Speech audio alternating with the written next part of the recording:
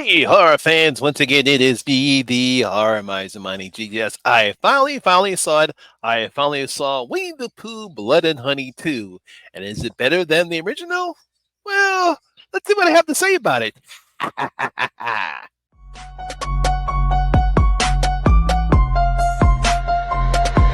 Y'all ready for this?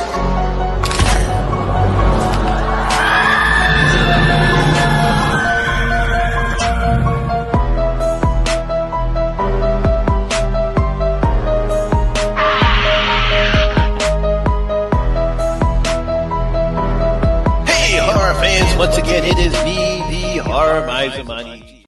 Now, Winnie the Pooh, Blood and Honey 2 is a 2024 British slasher horror film. It was directed by Rhys Fake Watterson, and the movie was written by Matt Leslie. Of course, this is based upon Winnie the Pooh by British authors A. Malign and E. Shepard.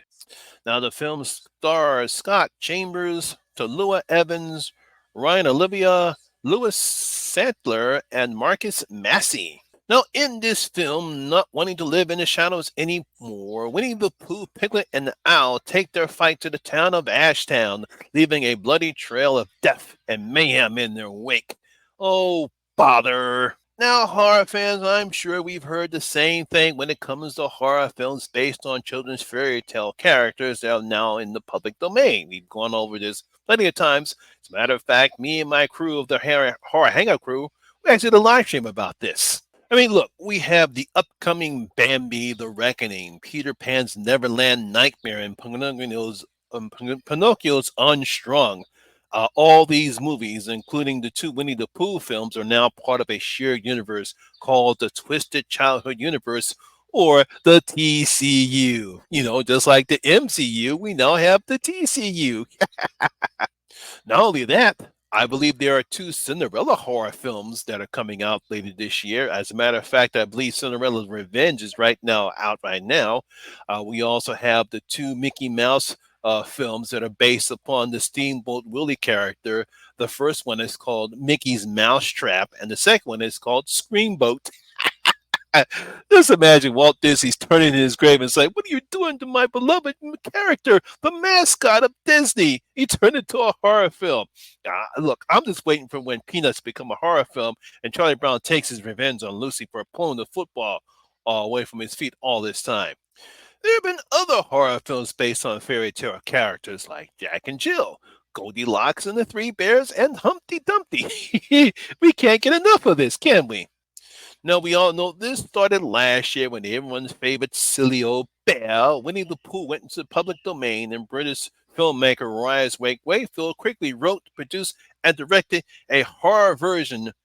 Now, the film called Winnie the Pooh, Blood and Honey was released last year, and while it received terrible reviews from critics and horror fans, and myself included, the film did gross over $5.2 million on a budget of only $100,000, so the film made money. So, of course, Rice and his production team immediately went to work on a sequel called Winnie the Pooh, Blood and Honey 2. And, of course, later on, he went on ahead and said, you know what, I'm going to create a shared universe of nightmare versions of fairy tale characters and called it the Twisted Childhood Universe, or the TCU. I still can't get over that. Now, the film takes place several months after the events of the first film, and we see that Christopher Robin was able to free himself from Winnie and Piglet and has returned to his hometown of Ashdown. Now, while Christopher deals with the trauma from the previous movie, his reputation in town is damaged, as most of the people in the town believe he was responsible for the murders. And now there is a film based upon the murders of Maria and his friends to make the situation even worse. So basically, the events of the first film now have become a film or a fictional version of that one because we see it actually playing in the movie. I actually thought you got to give Rice and his writing team credit because I actually thought it was a nice idea. The film that we saw last year is now a film based upon the murders that took place in the first film. Meanwhile, Pooh and Piglet, who unfortunately have now been driven out of the One Acre Woods because there were some people that actually believed Christopher Robin was right, and they unfortunately burned all the areas or the areas around the 100 acres woods, they found shelter in another part of the woods from their old friends Al and Tigger, and they vowed to make the people of Ashtown and Christopher Robin pay. Ooh, go get him, Pooh. Now, of course, everyone criticized the fact how bad the first film was. There is some aspects I did like about the first film. I thought the practical effects were pretty good. We had some decent kills in the film. My main problem with the film was just that Maria and her other characters in the film really didn't care about them. There was no character development. It was a typical slasher film that we all see. Now, I did like the beginning part of the film. We get to see how Christopher Robin met Winnie the Pooh and his friends, and I wish they would explore that more as opposed to what we got. Now, you have to give Rice and his team credit as they did make some improvements in this film over what they did in the first one. No, the first part is the designs of Winnie, Piglet, Owl, and Tigger as they look way better than they did in the first film. I mean, in the first film, you can tell, of course, they had a very limited budget. They only spent over $100,000, but you can tell that the mask was what mask you probably buy at Spirits, the Halloween store that you can buy that from. But in this film, they did a better job because they must be working with a bigger budget. So the designs, the creature designs between Winnie the Pooh, Piglet, Owl, and Tigger look much better than they did in the first film. Now, of all of them, I think Owl, I think he looks the best because he appears to be frightening enough and terrifying enough to be a threat to the people of Ashdown. The fact that he's the only one that speaks throughout the whole film is pretty good, and he does have some good lines in there, but the best one is Al. And again, we have some decent practical effects and some gore as we got in the first film, and some decent kills, especially during the third act of the film. I thought Rice and his team did a pretty good job in some of the practical effects they used.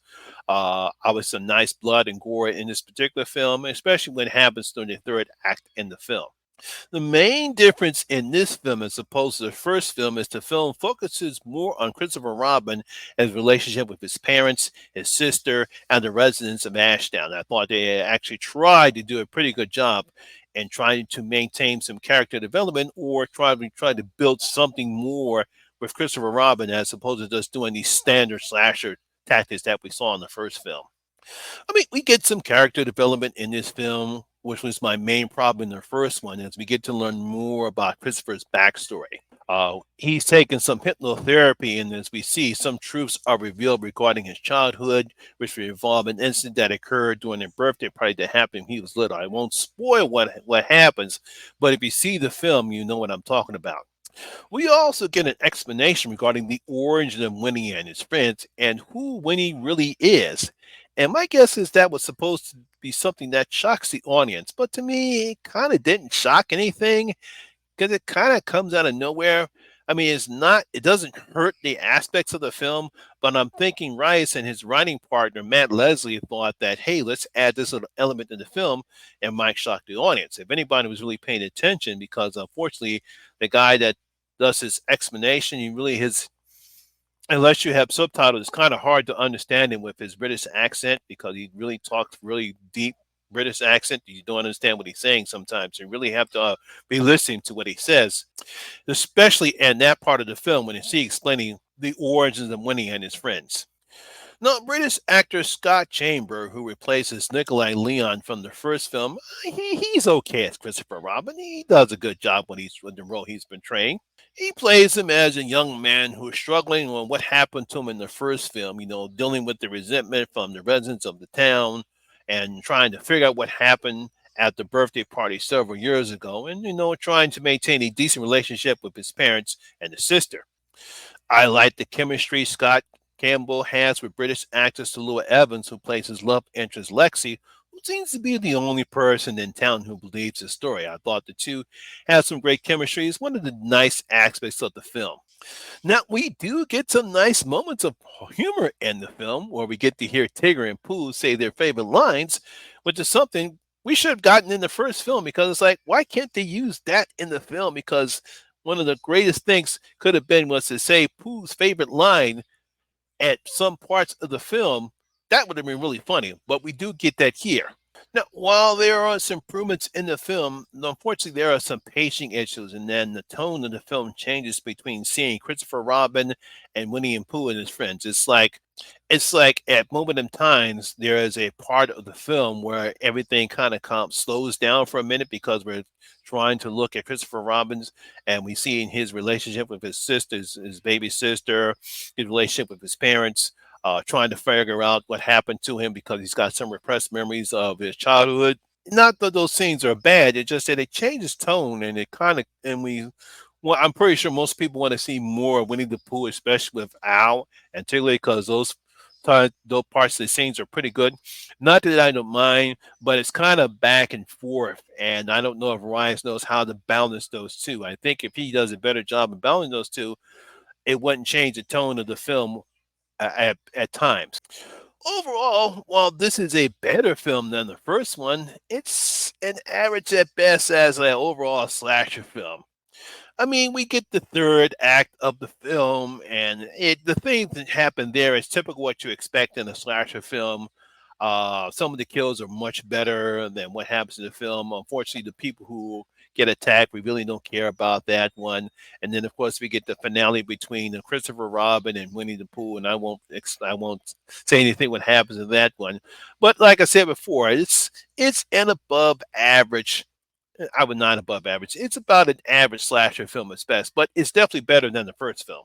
Now, it'll be interesting to see where Reyes and his team take this story as this is the second film in the TCU, and we still have Bambi coming out later on this year. Yeah, from what I understanding, obviously the events that take place in this particular part of the film will have an effect what's going to happen with Bambi, and of course the other film is going to be taking place before we get the Pooh universe or Pooniverse, Monsters Unleashed. I don't know when that film is going to be, but it's going to be interesting to see what Rice does, how he's going to combine these two films along with Bambi, and then we get the other films in the TCU. So I'm going to give Winnie the Pooh Blood and Honey 2 only 2 out of my 5 bloody gold coins. Like I said, it's definitely an improvement. I like some of the stuff that Reyes and his team did. I like some of the acting that they had right here. Obviously, the practical effects are much better. Obviously, the mask that Pooh and Piglet have, and obviously, Owl is the best one. Just kind of the switching of the tones kind of messes the film a little bit. I know if he knows how to juggle that, if he does a better job in juggling the changing the tones, I think he can be a pretty good horror film director. Like I said, only 2 out of my 5 bloody gold coins. So there you have it, horror fans. That is my review and video of Winnie the Pooh. Blood and Honey 2. Hope you did enjoy it. If you did, please give me a thumbs up, like, and sure really helps out with that with that YouTube algorithm. Have you seen Winnie the Pooh, Blood and Honey 2? What do you thought about it? Was this a vast improvement over the first one? Please leave your comments and your comment section below. Tell you what you thought about the film. Also, if you're new here, please hit that subscribe button, ring that notification bell. That way we notify anytime when I put a new video such as this one. Once again, my name is Lamont Smith, better known as the Horror Miser Money G. And always remember that horror rules. And I see you in my next video. Yeah, guys, stay safe out there.